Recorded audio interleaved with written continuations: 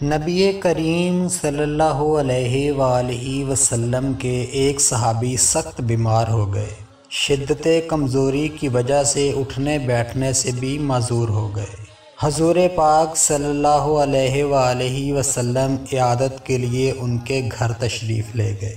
بیمار صحابی نے جب آپ صلی اللہ علیہ وآلہ وسلم کو دیکھا تو خوشی سے نئی زندگی محسوس کی، اور ایسا معلوم ہوا کہ جیسے کوئی مردہ اچانک زندہ ہو گیا ہو۔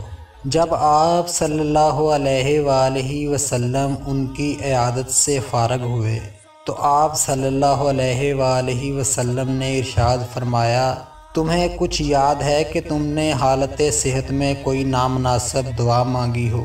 انہوں نے کہا، مجھے کوئی یاد نہیں آتا کہ کیا دعا کی تھی۔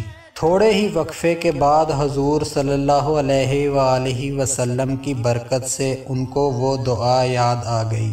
صحابی نے عرض کیا کہ میں نے اپنے اعمال کی کوتاہیوں اور خطاؤں کے پیش نظر یہ دعا کی تھی کہ اے اللہ، وہ عذاب جو آخرت میں آپ دیں گے وہ مجھے اس عالم دنیا میں دے دے تاکہ آخرت کے عذاب سے فارغ ہو جاؤں۔ یہ دعا میں نے بار بار مانگی یہاں تک کہ میں بیمار ہو گیا، اور یہ نوبت آ گئی کہ مجھ کو ایسی شدید بیماری نے گھیر لیا کہ میری جان اس کی تکلیف سے بے آرام ہو گئی۔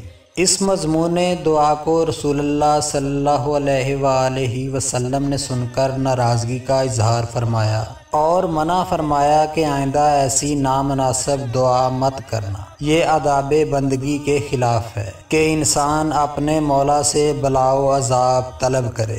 انسان تو ایک کمزور چونٹی کی مانند ہے، اس میں یہ طاقت کہاں کہ آزمائش کا اتنا پہاڑ اٹھا سکے۔ صحابی نے عرض کی، اے شاہد عالم، میری 1000 بار توبہ کہ آئندہ کبھی ایسی بات زبان پر لاؤں۔ حضور صلی اللہ علیہ وآلہ وسلم، میرے ماں باپ آپ پر قربان، آئندہ کے لیے میری رہنمائی فرمائیں۔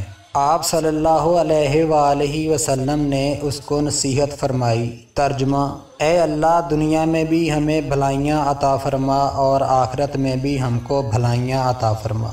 درس حیات: عطا شدہ نعمتوں کی ناشکری کرنے سے اللہ اور اس کا رسول صلی اللہ علیہ وآلہ وسلم ناراض ہوتے ہیں۔ نامناسب دعا آداب بندگی کے خلاف ہے۔ مزید ایسی اسلامی ویڈیوز دیکھنے کے لیے ہمارے چینل کو سبسکرائب کر لیں۔